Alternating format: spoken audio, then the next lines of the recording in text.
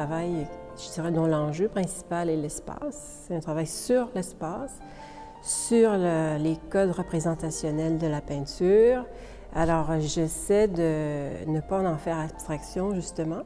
C'est-à-dire que ces questions-là du passé sont enfouies sous les couches picturales, c'est-à-dire qu'elles sont présentes sans non plus être trop, je dirais, en avant-plan du travail.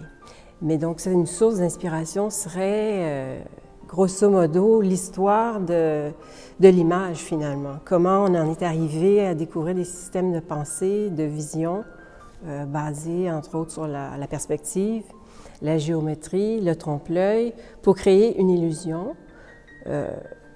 Quant au fond, la vraie façon de voir, elle n'est peut-être pas celle qui a été créée par la perspective. Parce que justement, c'est un titre qui fait allusion à l'espace, aussi à l'aspect ludique. Sur l'arène, ça peut faire l'arène d'un cirque.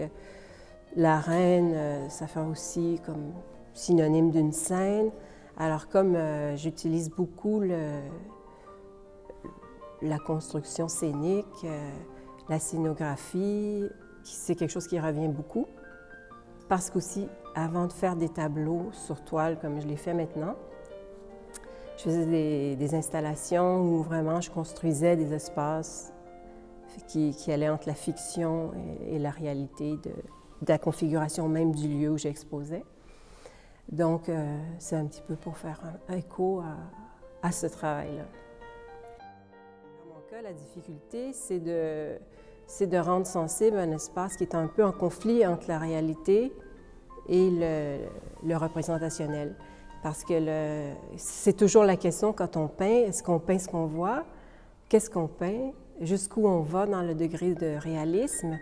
Est-ce qu'on peint un espace familier ou non? Ou s'il est familier, on le rend un peu avec une atmosphère inquiétante qui fait en sorte qu'il y a une transformation, il y a une transgression de la réalité. De toute manière, je crois que l'étrangeté vient de ce fait-là, c'est qu'il y a des choses qui nous sont familières, elles sont reconnaissables, mais en même temps, elles sont décontextualisées, alors elles nous offrent comme un autre champ de signification possible, qui est presque sans fin. Je pense que le travail offre une variation de signification qui est aussi sensible que le changement d'humeur. C'est vraiment, on peut rentrer une journée puis le voir de telle façon, le lendemain de telle façon.